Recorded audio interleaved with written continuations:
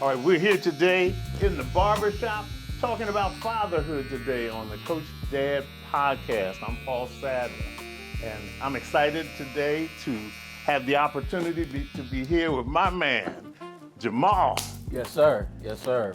Jamal Blessings, is man. Glad to have you all here. Jamal is the proprietor of the coach of the Studio 28 Art Gallery, and if you look around, this is quite a place. This is quite a place, and we're excited also to be here with Jew, who is a master barber and is going to be talking with us today about his experiences as a dad. We're all going to be talking about fatherhood. You got 5 good, solid, positive black fathers in this room. Absolutely. And that's something to celebrate. That's something to celebrate. We're excited about it. Tomorrow's Father's Day, and tomorrow you'll be able to go to any restaurant in the city of Cleveland.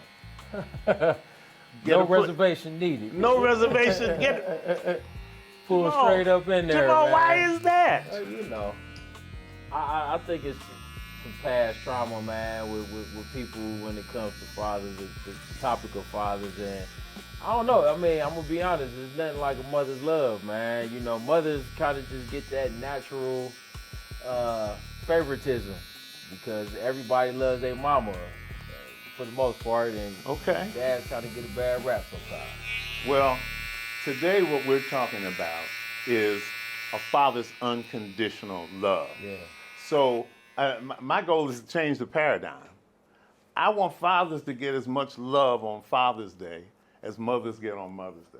Yeah. I'll be speaking tomorrow about fatherhood, and one of the things that I'm going to say when I get up is that if you came here to hear somebody dog black fathers, you came to the wrong place. Because I have nothing bad to say about black fathers. All I'm going to talk about is what amazing fathers black men are. That's good. And to the extent that we are not what we can be. That's what I'm going to talk about. So I want us to have that kind of a conversation. Let's try to avoid the negative rap. You know, my daddy told me when I was in high school, came home from a football game, and all I was doing was talking about how lousy my football team was. And my father said to me, son, don't ever speak negatively of your own. Yeah. Other people will tear you down. Yeah. Don't tear yourself down. Yeah. And I learned a good lesson from that. It was a life lesson that's kept me for the rest of my life. So we're not here to tear down black fathers or black men. We're here to elevate, uplift. We're going to talk about all of the good things that we know and all of the good things that we are, because that's the other thing here. Right. You know, I got some positive black role models here. I got some brothers here who are trying to do this thing and trying to do it right. So, you know, Jamal, I'm gonna start with you. Yeah. You know, you're a dad. You're a girl dad, I think. I'm a girl dad. 3 daughters. Okay. 3 daughters, boy. Tell me what is unique about being a girl dad? I think, man, one thing for me, being a girl dad has humbled me to the perspective of a woman, you know, and I think I was prepared for that, you know, with predominantly women in my family, so I was raised around a lot, so I think that exposure to that kind of gave me some preparation for the future.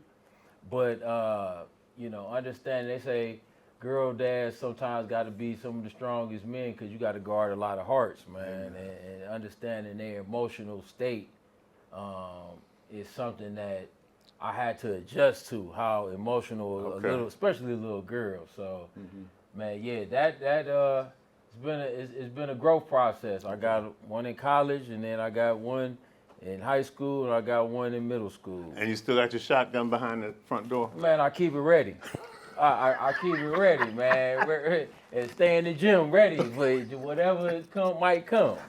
But no, man, my girls, man, the one thing I could definitely say, as they say, usually be what? Mama's boys, daddy's girls. Okay. And so it's like, my wife can yell at the top of her lungs at my daughters, and they, you know, be good. But if I say something to them in a stern tone, man, it's waterworks, man. They crying. Yeah.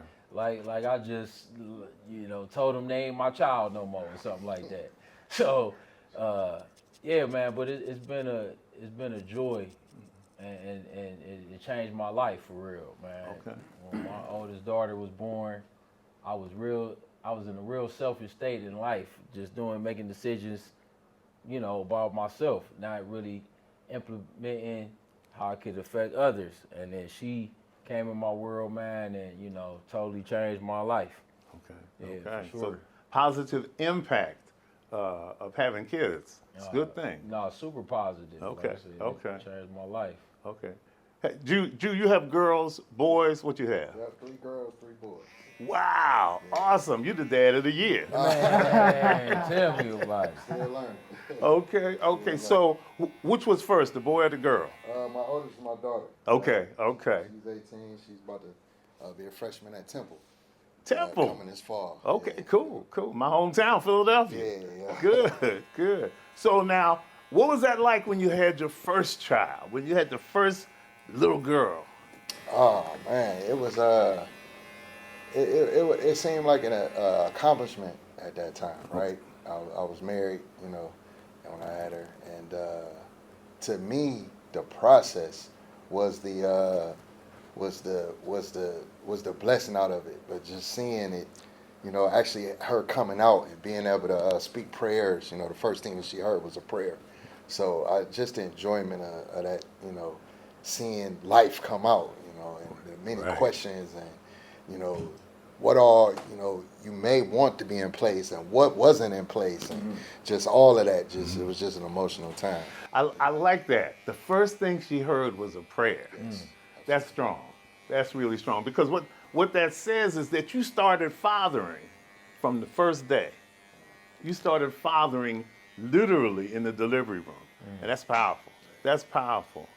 Tyler, how about you? You got boys, girls? What you got?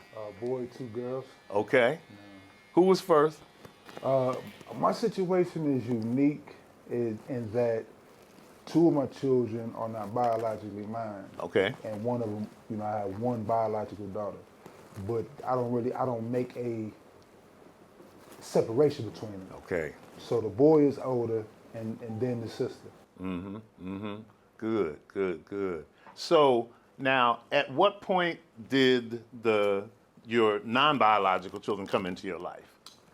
I was mid-20s. Okay. I was in my mid-20s when they came into my life. So were they small at the time? Yeah, small to me. You know. Small to me. They can't tell how tall this brother is. Right. We all smaller than you, Tyler. Yeah. I mean, they were old enough to have their own definite opinions about me. Okay. It wasn't, they had to choose me Yes. as well. It wasn't. They were old enough to have an opinion. So. That's good. And it really is like that with blended families, because the kids get to really make the choice. Right. When you come into their lives and they come into yours, but they have to say, I want this man to be my father. They have to say it for themselves. So they had to make an adjustment for me. I went in intentionally. I had to be intentional with the way. I didn't go in to be a father. I went in to be stable. Okay. And what came. Okay. So yeah, I didn't. I wasn't trying to overstep my boundaries. Okay. Anything like that. So I Boundaries, didn't go that's in important. to Boundaries. be a father. I went in to be stable, to make the best decisions for them and myself. Okay. Good. Oh, good. All right, Conrad. How many do you have? I got 2. I got 2 of them. Okay. 2 kids, boy and girl. Boy and girl. Okay. All right. So, which was first? The boy was first, The boy was first. for sure. Yeah. So now I'm kind of hearing that there's a difference in a boy and a girl, or as they say, being a girl dad or being a boy dad. What is the difference in your mind? Man, being a boy dad and a girl dad, you gotta, I don't know, don't take it the wrong way, but you gotta father them different. Okay. I mean, granted, you father them the same, but you father them in different ways. You know, like the emotional state of the boy is different than the girl. Yes. So you gotta be a little bit more gentle with baby girl than with baby boy, but still super stern on both. You know what I'm saying? So I think that's what the difference I would say. Okay. So, you know, we have heard it said, and I mentioned it before, that unconditional love is rare, but it's been said the only person who will love you unconditionally in this life is your mother. And, you know, once again, that's a paradigm that needs to change. That's a paradigm that needs to change. There's no reason that we as fathers can't love unconditionally.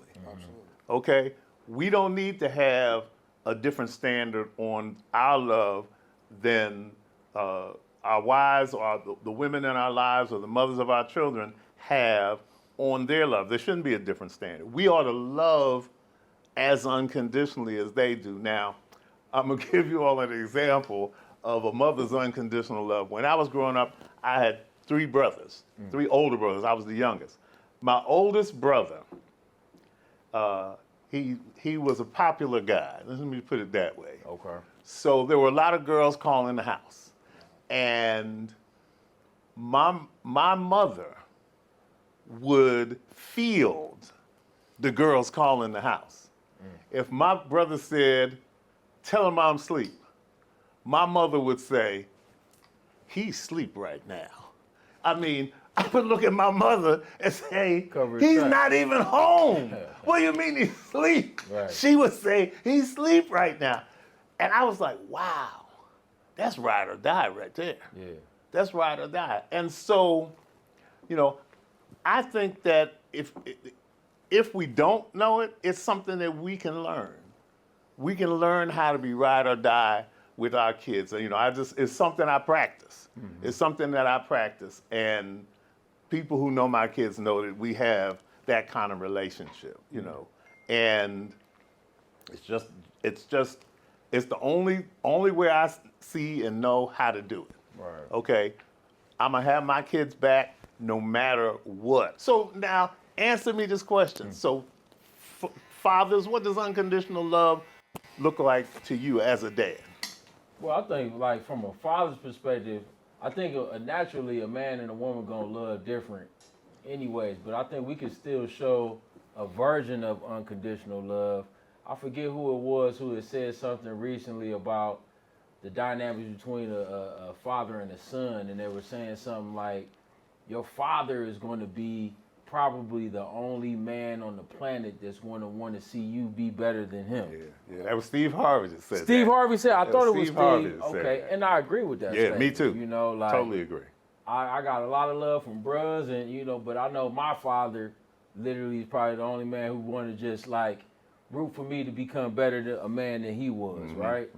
And you know, but I think the dynamic to that unconditional love that you were speaking of, you know, some of it can be to your child's detriment, right? Okay. And so I think the tough love sometimes is a portion of love that you got to show your child too.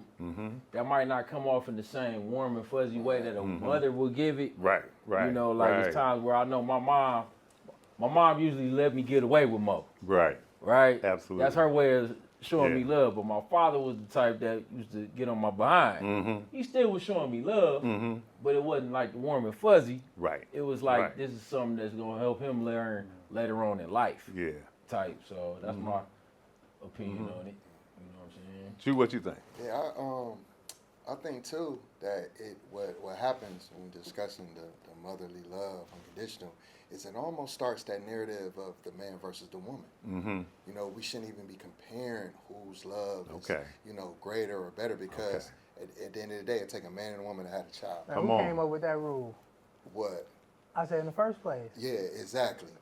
So it's like, you know, we concentrate more on, you know, we feeling our side of the pie because it was created together and it has to be, shared together, and Yes. it has to be Yes. disciplined together, and it has to Yes. be loved together Yeah. from our perspectives of who we are to this child. Yeah. That's Yeah. real.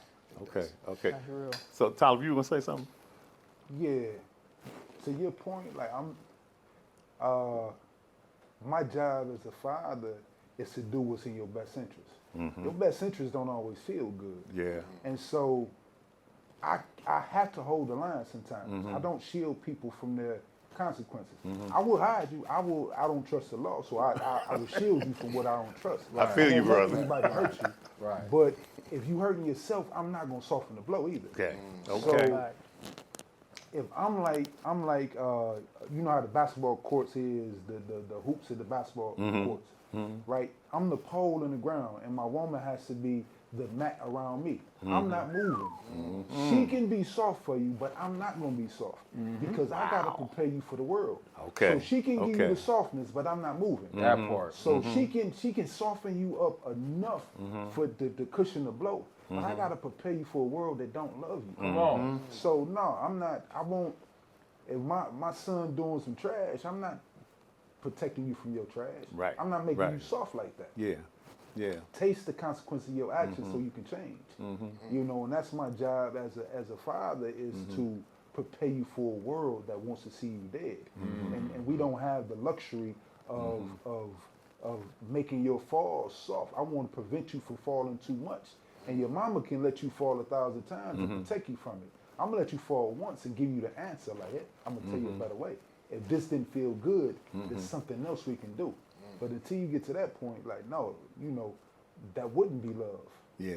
That's yeah. balance, though. That's healthy Yeah, balance. it's You know balance. what I'm saying? Like, was Yeah. to your point about the role of both. Right. You Yeah. need that.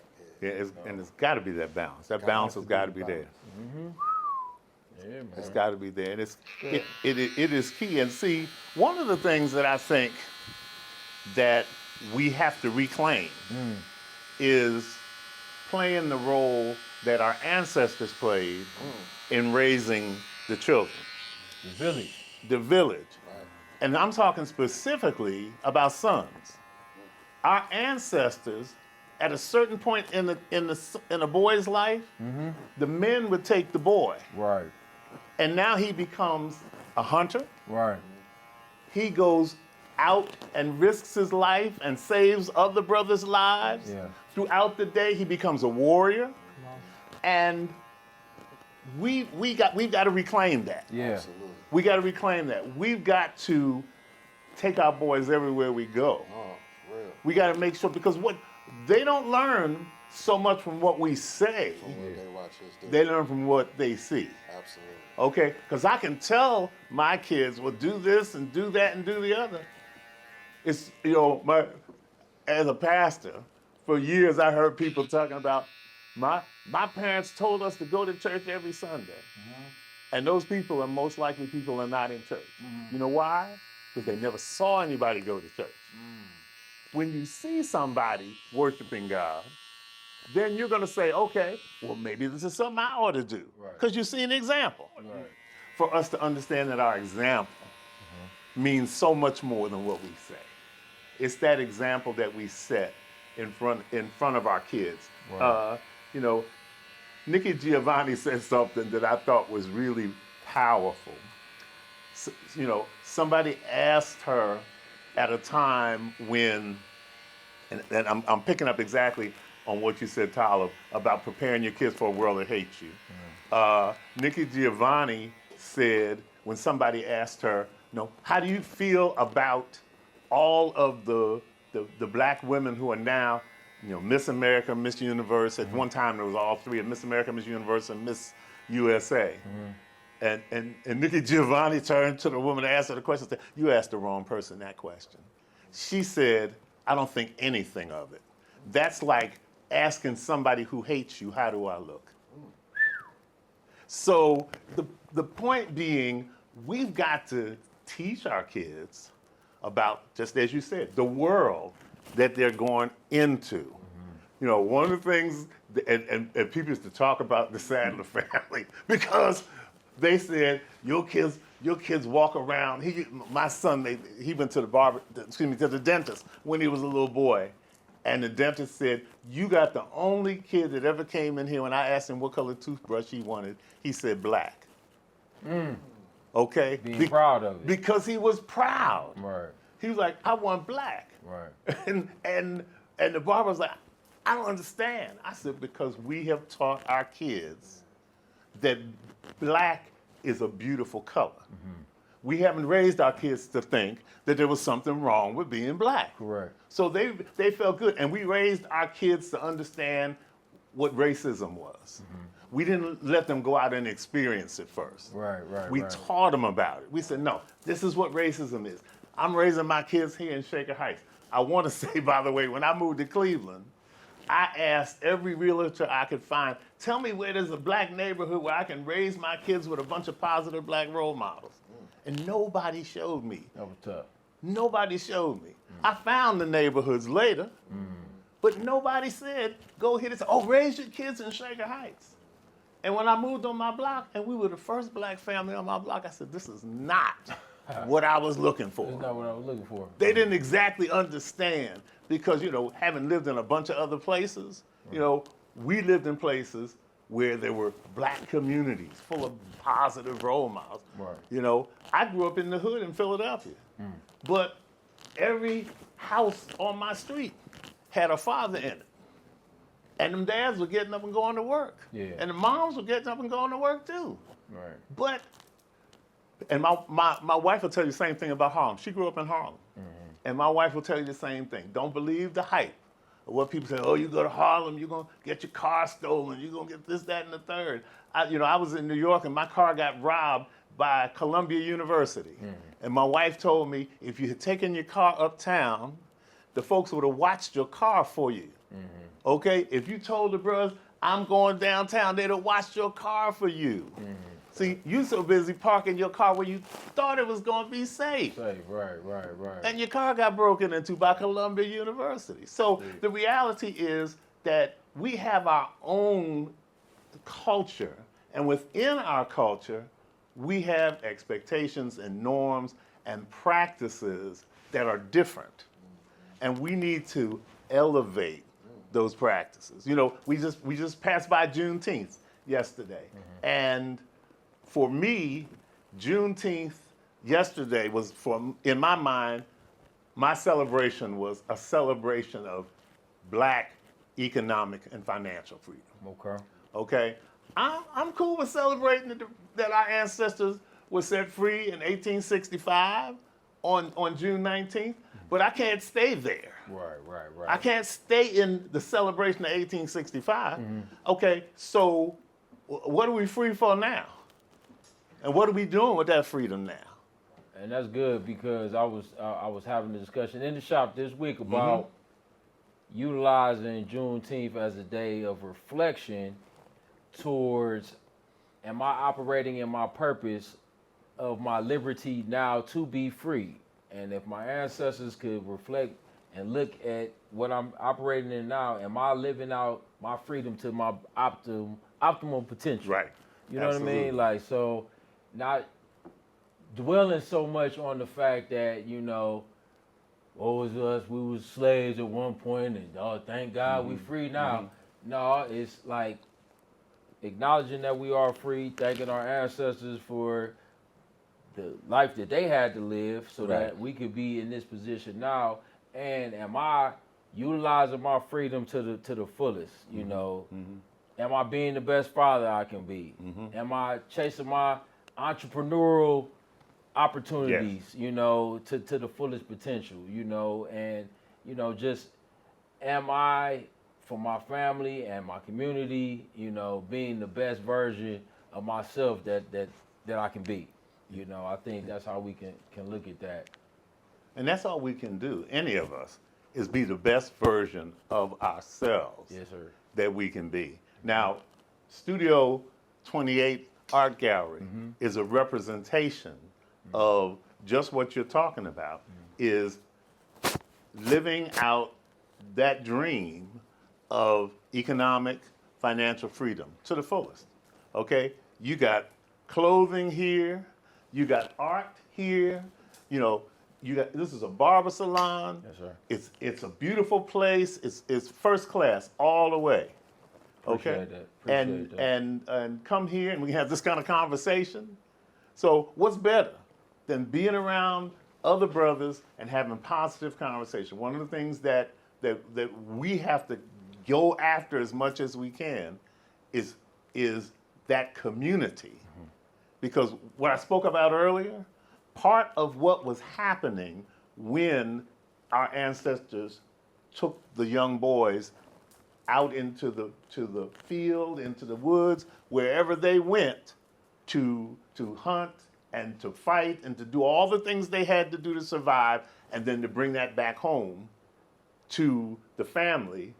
All the part of that was the power of community. Yeah. That experience of community that they were getting when they were together. That's something that we've got to, again, we go back, talk about reclaiming, we got to reclaim that community in every possible way. This is one way to do it right here. Yes, sir. We're here in the barbershop. This is powerful. This is powerful. I think something to what both of y'all had said too. One, to touch, because what we're talking about is intentionality, like being intentional with what we do. Yes. Intentional beyond what we do in the present moment. We're talking about 100, 200, 1,000 years out type of intentionality. So like one, like a mother would prepare her son to live, right? I will prepare my son to understand the difference between living and being alive, right? It's certain levels that you don't live beyond. Like there's things to die for. Understand, you don't protect your life at all costs. There are things to die for. There are things that your life is not as valuable as. The freedom of your people is more valuable than your life. Absolutely. Cherish that. Absolutely. Protect that. And so when we build, when we begin building the community that you're talking about, it has to be, one, very intentional, like beyond our lives, because a lot of us can't see beyond our own existence. So one, being beyond our own lives, and two, being so intentional that everything that we do serves the purpose that we are here for. Come on. Yeah. So it's and there's groups doing it. There's groups doing it. And it's just about best practices and scaling up, right? Yeah. Like this is an example of this is an example of being intentional and choosing to serve out the purpose we're here for. And it's about scaling these things up. Absolutely. Yeah, Pastor, I just wanted to kind of chime in to the point of the concept of this space, Studio 28. You know, for me, like being a barber, I've been a barber now 26 years. In the city of Cleveland, worked all over this city, and every opportunity that I had in the space of being a barber, especially in our community, I grow to learn the importance of this being a safe haven and a safe space for brothers and sisters at times to be able to, you know, vent what's going on in their world, get educated on something, be, you know, the barbershop is a resource center for people. And so, you know, in addition to that, the mental health aspect of the barbershop is sacred. Absolutely. And so that's the concept of, you know, not only be able to provide the barbering, but giving people some breath of fresh air with inspiration, with art. And, you know, you look good, you feel good, all that is connected. But that mental health piece for us is so important because we don't have many places where, you know, it was always cliche-ish for us to be able to go sit down and see a therapist and talk. And it's still even more important in this time that we do try to tap into that. And so I encourage my clients all the time when I see them in that sunken place, man, like, you know, this is good. The conversation we having is good, and I'm hoping you feeling better after this, but man, you might need to go see a therapist. Like that's a deeper level of grief recovery that you need. Right. And I think that's also going to help to promote for especially for our brothers to become the best men and fathers that they can be, you know, if they have that clear mental space and a healthier mind frame. So I know going back to when you was also talking about the rites of passage piece, because that's that element of rites of passage. Yes. And, you know, we do it all the time. We see a young man who come in, you know, it was a young man who came in last week, and, you know, he's without a father in his life, man. And my brother was a bridge and a resource to help him find a college opportunity. So, like, it's like for those brothers who didn't have that father figure in their life, I know a lot of times this is a space where young men can come and get that Yes. that type of feedback that they need. Yeah. Yeah. Now, so I have a question about that. That's a good point that you made about being a father figure. I believe, my personal belief is that every man needs to be a father figure for somebody. Okay? Whether you have children of your own or not, everybody needs to be a father figure, because if there are children in the community, if there are children in the village who do not have fathers, it's our responsibility. It's our purpose. It's our calling. It is up to us Yes, sir.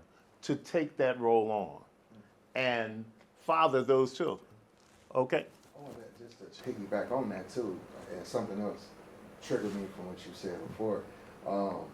So when we're looking at mothers and fathers role, right? So a father figure is what we all here are doing, but also the importance of acknowledging how important the extended family is. Because as long as those young men are getting a male That's right. positive figure, might not, because a lot of times, and I'm noticing now too with some of the youth, you know, it's this thing they say, don't son me, right? Where they almost then started to look at it almost as a Negative. Wow. right? You know, and that's bridging the gap between our elders and our youth. Okay. Yeah. We're in the middle now, because I'm about to be 49 in December, God willing. So I'm looking at it, hearing the language of the youth, hearing our elders. I'm like, okay, so now it's just, I need to be a man presence Yes. in this young man's life. Yes. Say, yo, this is what men do. Yeah. You know, we hold the door for ladies. Or Right. We, you know, we say Right. thank you, we shake hands, Yeah. you know, so just highlighting the importance of the extended family. Yeah. And where we playing at, because I look at Maul's kids like they're my own. He's Sure. gonna look at my kids. Sure. And my kids, sad to say, may take Maul's or the brothers' advice even more serious than their own father. For sure. You know how that happened. For sure, for sure. So, you know, so I think that brings up a point to me, and that is, you know, social media is a great thing if it's used correctly. But social media can have a terrible influence on our kids when they begin to hear things like that, don't son me. When what you're saying that you don't want is what you need more than anything else. The narrative has been twisted about, you know, the whole term toxic masculinity, right? And what it even is to be masculine, what it is to not be masculine, overly feminine. All these isms and schisms and theories connected to social media, Right. you know, like the term Diddy. Right? Right. When you get around these kids, Yeah. you get to saying Diddy, or you get to talk about baby oil. Now you gay because you're talking about baby Right, oil, right. or because you got some baby oil, you want to get the ash off your body. You know what I mean? Like, so I feel like it's been so many different influences all over the place, Right. and we overconsume with information. Nobody has space to have their own clear thoughts, and so I think that kind of bleeds into where, you know. Yeah. Especially in this day and age, I can't even imagine growing up and trying to just have a grasp or a concept on, you know, sexuality and what, you know, what is acceptable, not acceptable, Right. What manhood is. what's not. What's you manhood? know, what's manhood? Yeah. I think confusion and division is the point, right? Like so, and what this is something I learned about power dynamics, power. And everything that we want to do requires some form or another of power, and all power requires some form or another of organization, right? The organization starts actually inside our homes. But strong groups keep weaker groups disorganized, dysfunctional, and disarmed, right? And so we are always bombarded with confusion. We're always bombarded with divisive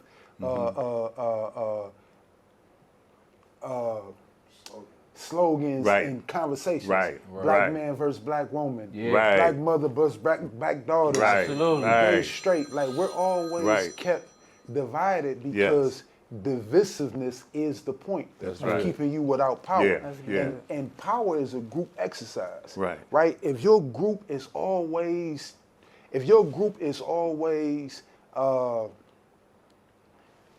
unformed, Yes. right? If your group is always unformed and your group never recognizes or realizes its power potential, Mm-hmm. right? Your group can never form the critical mass to really make moves. That's right. And so we're always gonna be bombarded with, oh, that's gay, or toxic masculinity, or toxic femininity, or other groups don't deal with this. Like Man, we're the come on. ones Say that. who Come always have to have these There you conversations. go. Like There you go. because, and that goes back to being intentional. Mm-hmm. I think the most intentional thing that we can do is restructure our families Mm-hmm. because what we have, the biggest problem facing the black community is a lack of power. And the biggest reason we have a Mm-hmm. Yes. lack of power is because we are structurally deficient. And I don't mean fathers, just fathers in the home. Mm-hmm. I mean the way fathers organize, the way fathers operate, Right. the way mothers operate, Right. the social contracts that Right. we uphold Right. and acknowledge. Yes. There has been a breakdown in our social contracts. Yes. Like the big homies and little homies. Right. Mm-hmm. The social contract is broken. And since the social contract is broken, we cannot realize our power potential. Yeah. And once we realize our power potential, we don't have to worry about, the slogans. The slogans won't mean Yeah. anything. Yeah. Yeah. I like to absolutely. piggyback off that and say, Uh-huh. like, to his point, it's like access to real resources. And we definitely have to realize how much was done to our people in this country to divide us There and you to go. take out the role of the Right. man in the household and Right. put our women in more of the power seat, Right. which is it's out of nature, Right. it's out of nature's law, Mm-hmm. and the woman should be able to look at us as the protector and the provider. But when you put us into a social construct that has stripped our ability to be that for our families, it puts us in a place where, it's sad, and I'm sure possibly some of y'all families can relate, that the big mamas and the matriarchs of the family are revered way more than the patriarchs in most cases. You might have those dynamics of families where that I'm talking about that grandfather, that great grandfather, Right. where his legacy is revered. Unfortunately, they was caught up in some of that era where you coming out of Jim Crow, you coming out of civil rights, Right. and it was probably so hard for them to maintain that leadership role in their family, and they lost that dynamic, and then the mother became the one who had to hold everything together, and so I think Yeah. that's a portion of where we kind of lost that image of being able to be unconditional for our family. I saw just recently a clothing line, and on the shirt it said "War Ready," and when I thought about that, all across the board that made sense. All across the board, from a spiritual perspective, it makes sense that we're war ready. We're ready to fight the enemy at all times from a spiritual perspective. From an earthly perspective, it makes sense because we got to be prepared to fight the enemy in our community that's trying to tear our community down, to take away and to counteract that intentionality that Talib talked about. We got to have that intentionality, and it's got to start in the home. It can't start anywhere else. The home is where everything begins. It is the foundation of a civilization. It starts in the family. If the family's good, then the community's going to be good. The community's is good. The city's going to be good. Right. The city's good. The country will be good. Come on. The country's good. The world's going to be good. It's a trickle down. It's a trickle up. Trickle up. It's going up. See, it starts right here with the family. And what we have here is so powerful. And this is why every time you get this many black men together looking like and acting like we got good sense and looking like we can change something, like we can make a difference, they get nervous. It's a threat. You should be It's nervous. a threat. Should be nervous. Should be nervous. I mean, and you absolutely right.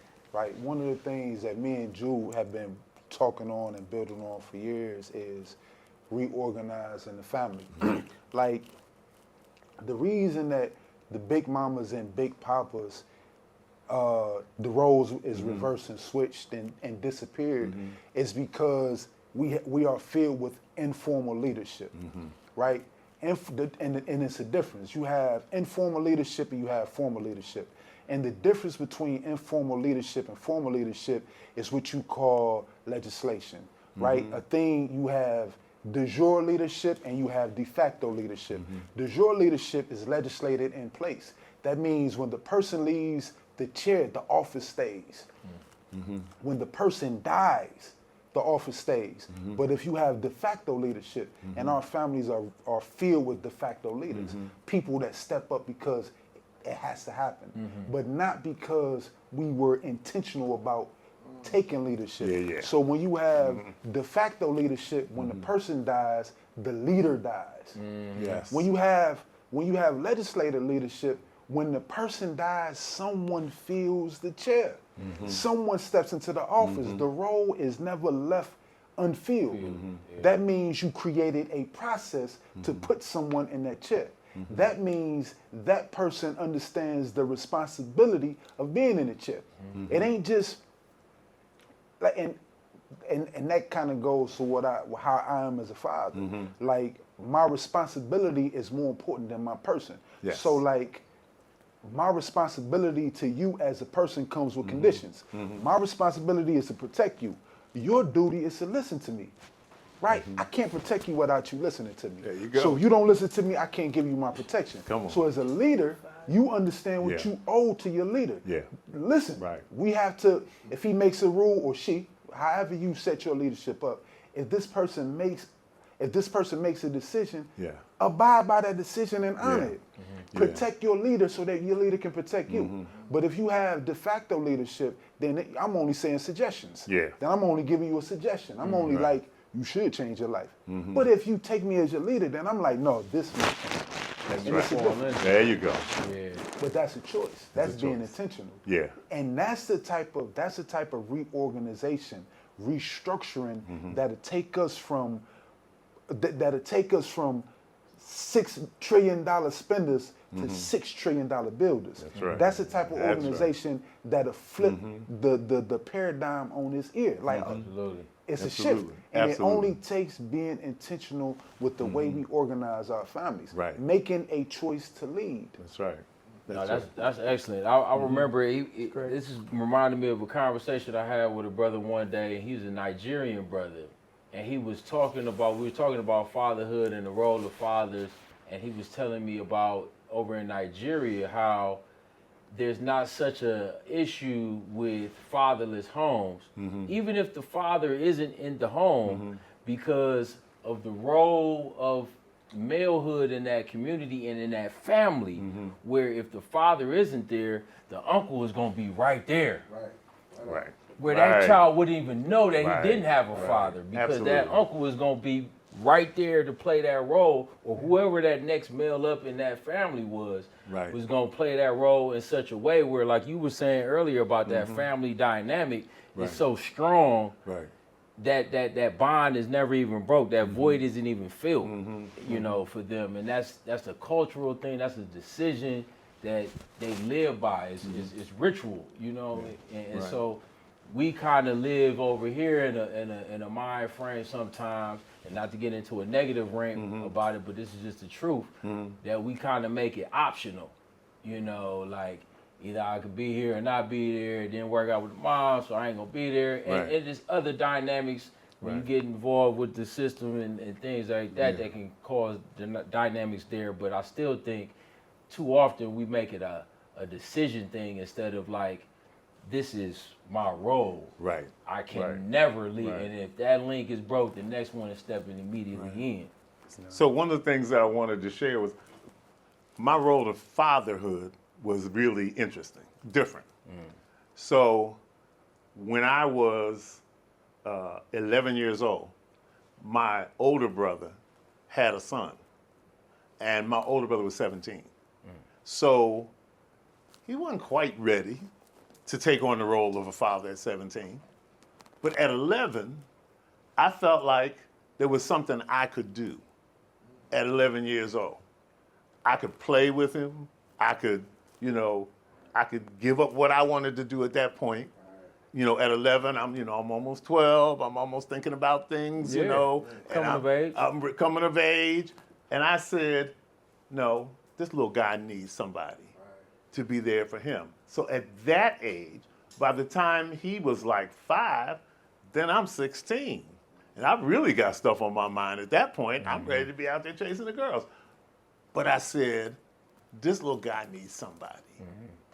So I decided to go back to playing with Matchbox cars and play with Matchbox cars with him so he'd have somebody. Now that little kid I played Matchbox cars with now has a PhD, and he just won the primary for state representative in North Carolina.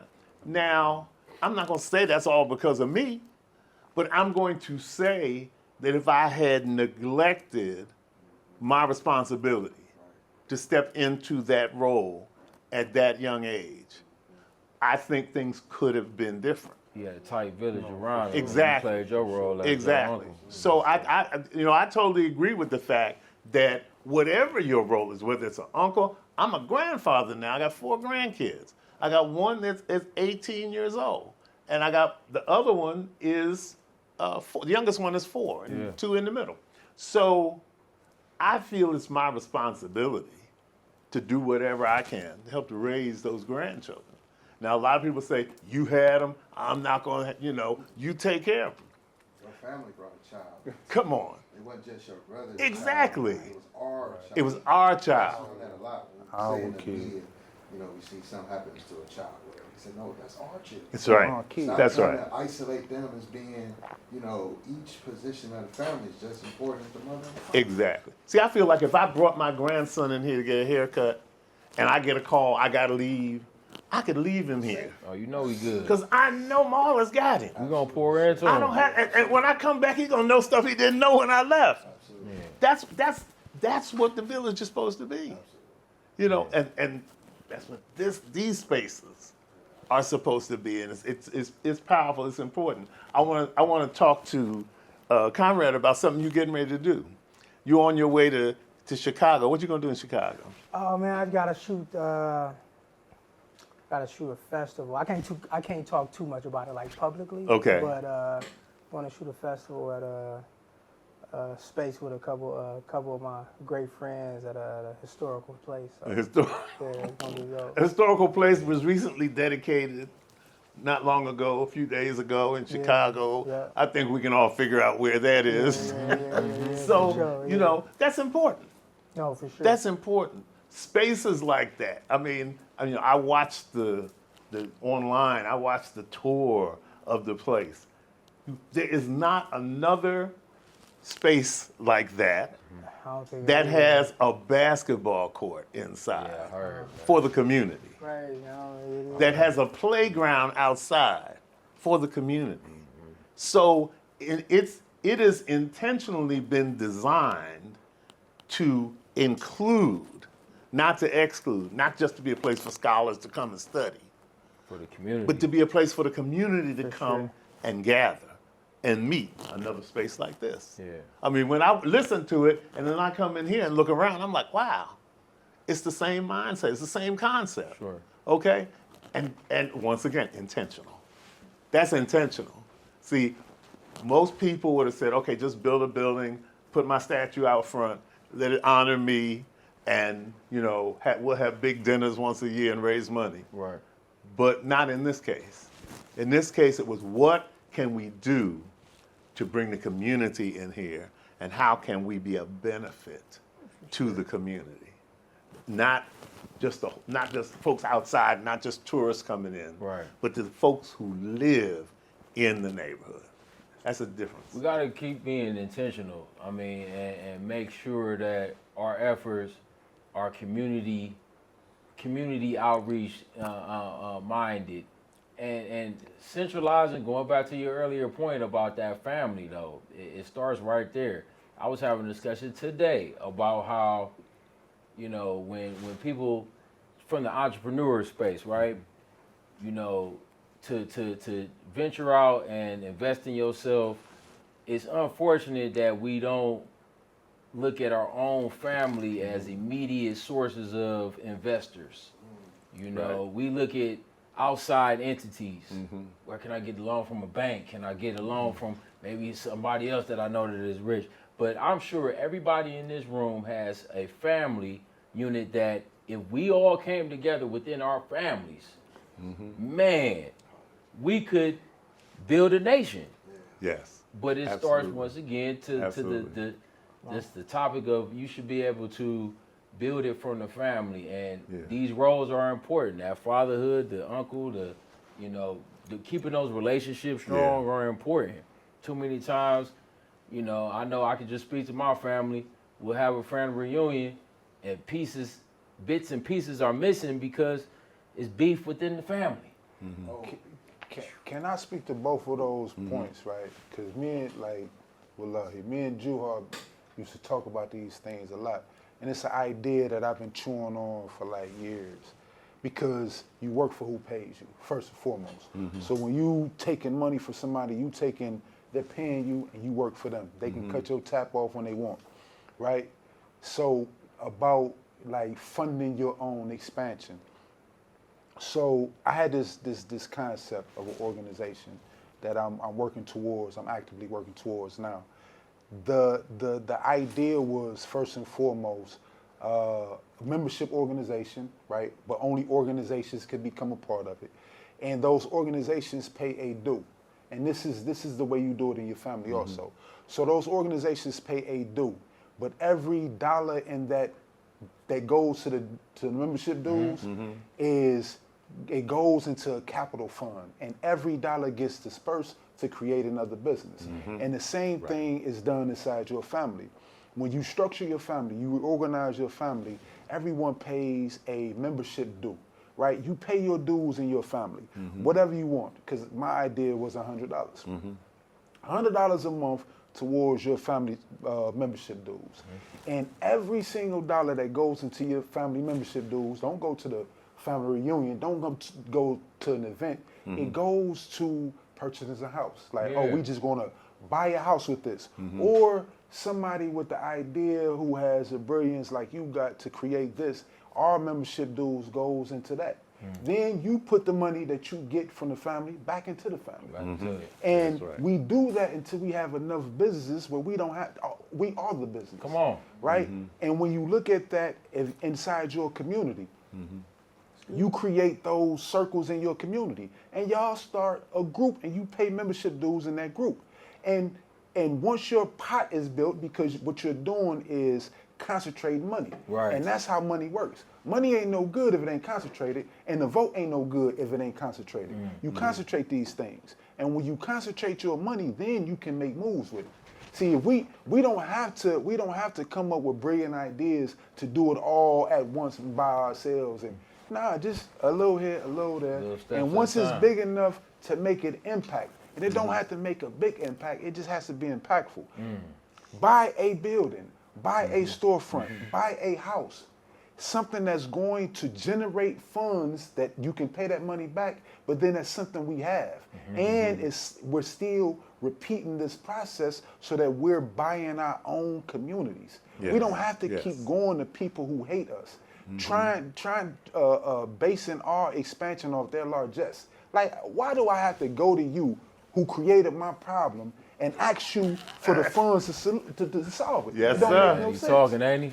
He talking, man. My wife that's says on all the point. time, the folks got you in the mess, can't get you Can't out. get you out. Okay? Can't get you out. So No, that's yeah. a brilliant plan, Yes, brother, indeed. man. That's a plan that will work. That's a plan It's a that will plan work. that must work. It must work. And it has worked. That's the other thing. It has worked. It's We can ancient. point to it. It's ancient knowledge. It's ancient knowledge. Ancient knowledge. We know where it's worked. We know how it has worked down through the years. You know, in my mind, that just made me think about in Philadelphia, Opportunities Industrialization Centers was started by Reverend Leon Sullivan, pastor in Philadelphia, who actually was the first black man to get on General Motors board of directors. And it wasn't because he had a business. It's because he started OIC. They did job training, but one of the things they did was have people in his church to invest their money in economic development. And from their investments, they built the first black-owned shopping mall. Wow. Yes. The first black-owned, before Magic had a shopping mall, before anybody had a shopping mall. OIC, Leon Sullivan, built a shopping mall in the city of Philadelphia, and ultimately built a second one. Okay? Is it still standing? Oh yeah, they're still there. Okay. They're still there. And the reality is, it happened because people put their money together. Just like you said, a certain amount of money every month, you put that money in, and eventually you got enough money to do something. But you got to then invest that money in the community. You got to build something that people can see. And people say, wow, this is what we did. People don't look at it as Leon Sullivan built it, because they know everybody put money in. Right. And this is what we did. And so now we got a grocery store in our community Right. where they said they weren't coming in our community to put a grocery store. Okay? So we built our own. Okay? So that's what happens when, just as you said, we come together. Coming together. We put our money together. You know, I love it when you talked about the family, Jamal. You know, my son is an entrepreneur, and everybody knows about his entrepreneurial work. And the Pink and Black Honors here in Cleveland, shout out to the Pink and Black Honors. Shout them out. Pink and Black Honors here in Cleveland named him last year as Serial Entrepreneur of the Year. Hey. And he wanted me to come up on the stage with him. Well deserved. He wanted me to come on stage with him when he got that. Okay. But I said, no, son, this is your moment. You go do it. But afterwards, I said, I should have gone up there, because I invested in every single one of those businesses. You know, I already know you did. There was not one of those Yeah. businesses that I did not invest in. My son started his first business when he was about 9 years old. Okay. You know what he started doing? What do you do? He was selling magazines that I had bought for him back to me. He put a table up in front of his bedroom door, put the magazines on the table and said, Daddy, I'm selling magazines. Okay. And I'm looking at the magazines and I said, all of those are the magazines I bought you. He said, that's all right. See? I'm selling magazines. Would you buy a magazine? Yeah. What did I do? I bought a magazine. Watered that seed, man. That's where it started. Yeah. That's where it started right there. And you know, it has gone on. He wanted to be here this afternoon. Okay. But he's busy doing what he does. Yeah. And I understand that. I don't ever want to get in the way Right. of you doing what you are supposed to do. Yeah. I want to thank all of you brothers for sharing this time with us today. This has been phenomenal. Appreciate you. This has been phenomenal. I mean, I'm grateful because the things that we've shared are going to make the difference in the lives of others. Other men, other women, other families, because one of the things that I know is, you know, my work is focused on helping black fathers. I want to help, number one, black fathers to be the best fathers that they can be, but I also want to help black men to heal from their father wounds. Because you cannot become the best father that you can be if you still are in pain, if you're still dealing with those issues that hurt you Yeah. when you were coming up. Right. You know, I love and I'll close with these words, the words that Deion Sanders answered in response to a question. You know, you must have had a great father. You've raised all these phenomenal kids. You must have had a great father and great example. He said, no. He said, I just decided that I was going to be for my kids the father I never had. Yeah. And all of us can make that decision. All of us can make that decision. So I think that as we think about fatherhood, that we should all strive to be the best dads, the best fathers that we can be, and I think that if we do that, we'll be not only blessing our families and our kids, but we'll be blessing generations to come. We'll be blessing generations to come. I want to thank everyone for watching the CoachDad podcast and our Barbershop Talk. I want to thank especially Maul G, you know, recording artist and stylist extraordinaire at Studio 28 for allowing us to come and be here today. We look forward to coming back to you again in the near future.